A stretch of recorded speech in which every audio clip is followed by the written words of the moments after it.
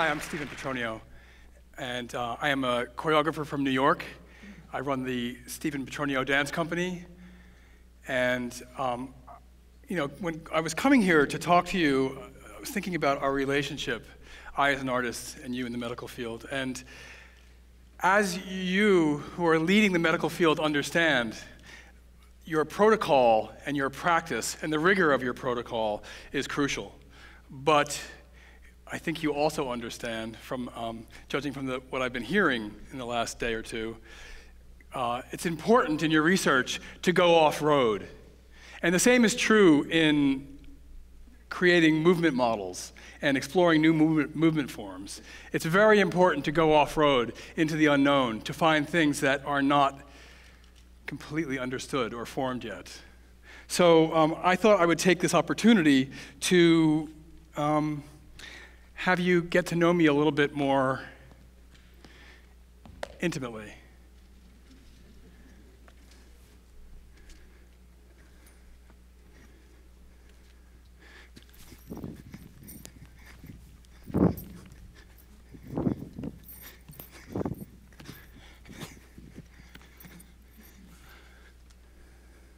I am the bastard child of Steve Paxton and Trisha Brown.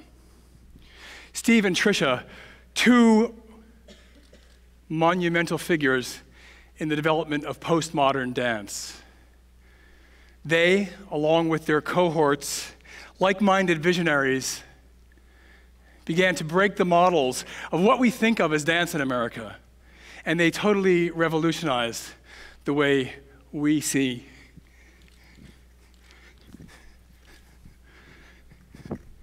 movement.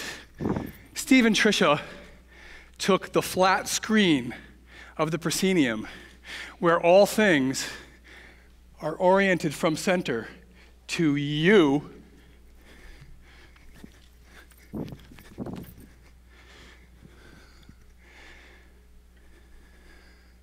and turned it into a spherical, three-dimensional space,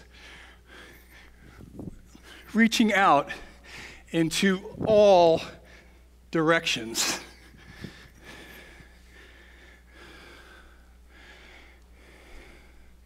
Delving into the intuitive, irrational states of behavior. Breaking the model of representational, character-driven, princely dance, and going off-road, looking for models that were involved with structure and time and the basics of momentum and weight. Letting go, releasing that dedication to vertical and rational. And in this supra-rational state, a whole wealth of human information, luminous human information, can be found. So I want to introduce Dr. Jake, who is a young cancer doctor, and this is Nick Scione, his assistant, and they will help me with this little off-road excursion. So in 1970, Steve Paxton was invited by New York University to do a work for one of their prominent stages. And he devised a work called Satisfying Lover.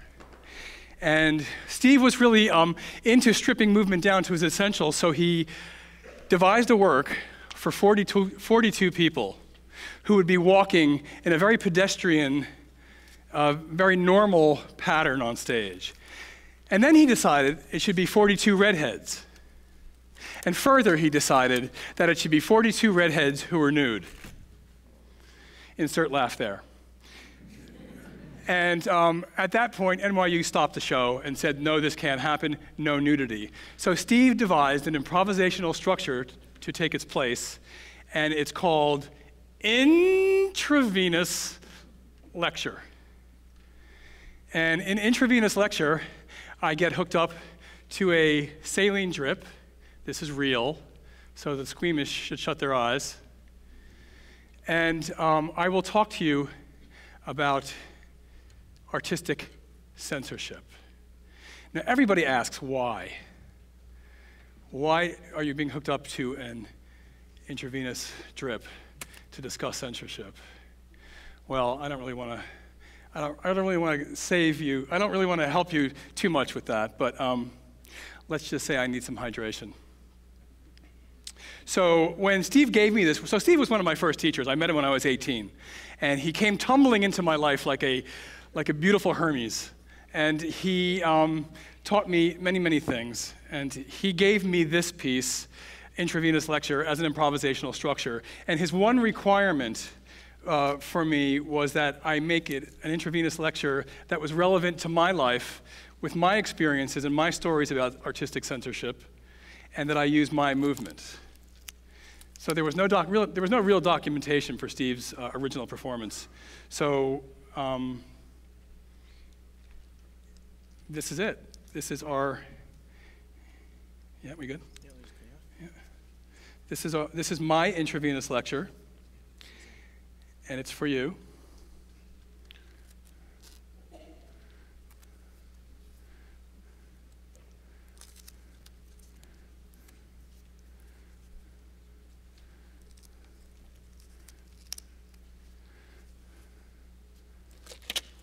Thanks, Jake. Cheers. Oop. And it starts like this. Define censorship: the willful suppression of information that is deemed unfit for public consumption. But who decides what's unfit? It's so clear when it's written into the word of the law what can be done and what can't be done. But the web of social pressures that conspire to influence us to censor ourselves and to censor each other is much more insidious and hard to decipher. And when I was thinking about this lecture, I thought, what's more important, to talk about censorship that happens on this stage, or the kind of censorship that happens out on Pennsylvania Avenue and the like?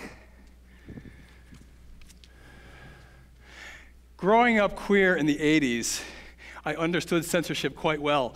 Do I hold my boyfriend's hand in a dangerous situation? And when I was living in London in the late 80s, it was literally illegal for two men to kiss in public.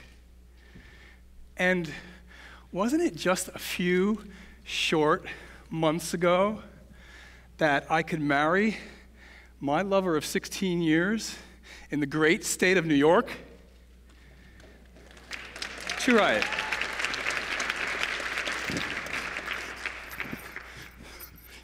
Excuse me if I'm still a little pissed off, but if I had gotten married 16 years ago, the pictures would be so much better. Okay, this is a true story. It's 1989, and I'm living in London with my then boyfriend, let's call him X, and we had our typical weekend of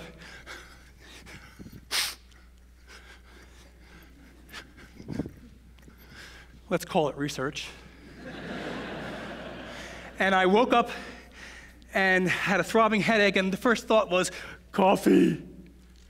So I headed out to the living room, and I pulled on my jeans, and I picked up a shirt from the pile that was freshly laundered, and I slipped it on, and it was a Vivienne Westwood shirt, so I felt kind of good. And I walked out of the flat onto Shepherd's Bush, and I headed towards the coffee shop, and there he was, standing in the doorway, a tall, strong, blonde-haired, blue-eyed, square-jaw Bobby. And he's looking me right in the eye, and he's smiling, and I'm thinking, I love London. And though I'm quite faithful to, I thought, it's not going to hurt to flirt. So I walk up to the Bobby, and he looks at me and says, I like your shirt. And I look down, and I clock the cartoon cowboy erotica in my chest, and I look back up into his eyes, and I realize this is not going to go where I think it's going to go. And I get arrested. And I end up in the Shepherd's Bush jail. 4x4. And X is still asleep. No one knows where I am. And it's Friday afternoon. And I'm panicking. 36 hours later, the door swings open and I'm released. And on the way out, I'm handed a citation to appear in court 2 weeks later. And it reads, public behavior to incite civil unrest. A t-shirt.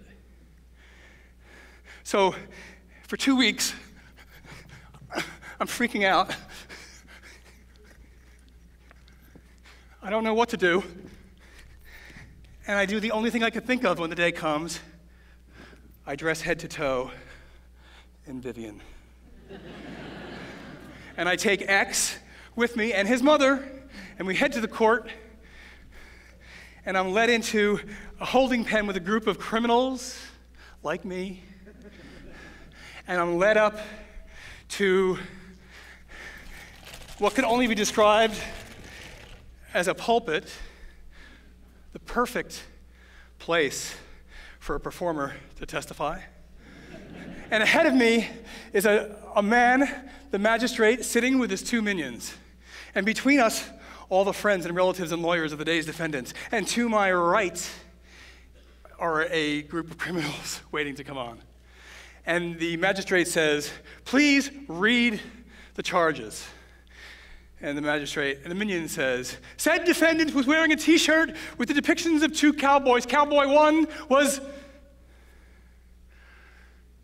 And with that, the whole room leans forward to hear what was on my shirt. And the magistrate says, continue, and the magistrate stutters out, Cowboy 1 was getting to know Cowboy 2 very well. And the magistrate says, can you defend yourself? And I said, Your Honor, Your Highness, I was hungover, I had no idea what I was wearing, no malintent. And besides, Vivian just received the Fashion Award of the Year in London. So in my own small way, I was helping the economy of the crown.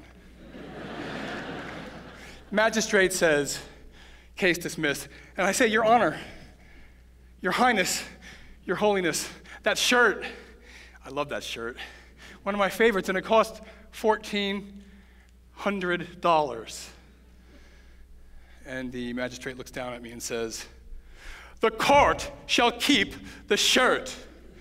You get the story. Okay, switch to the present. My company in New York is performing all over the world a work by Nick Cave called Underland. Now, if you know Nick's music, and if you don't, Google it and listen to it. Nick's work can be rough. It's a journey from darkness to light, and it's about serial killers who get redeemed.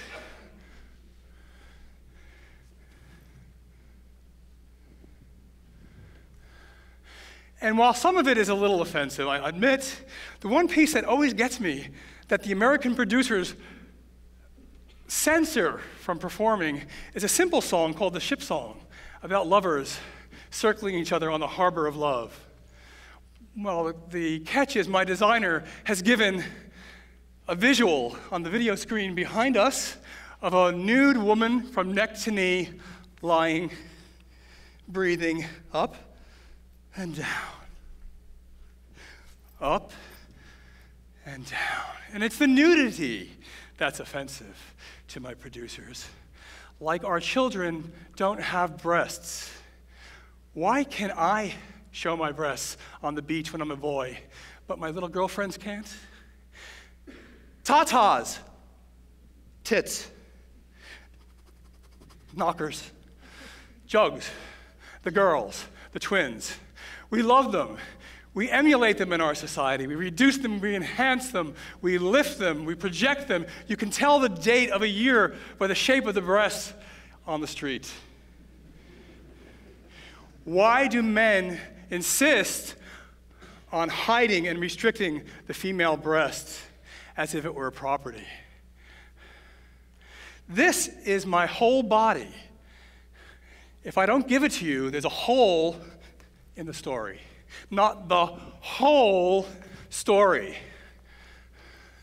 To censor me is an invasion of the most radical kind, and I need your assistance. Hydration. This is my body. This is my flesh, palate, my art. I decide who I marry, how I love, how I reproduce, or not. This is my body, and a judge can take my shirt, but the heart that beats beneath this dangerous skin, it's mine. This is my body.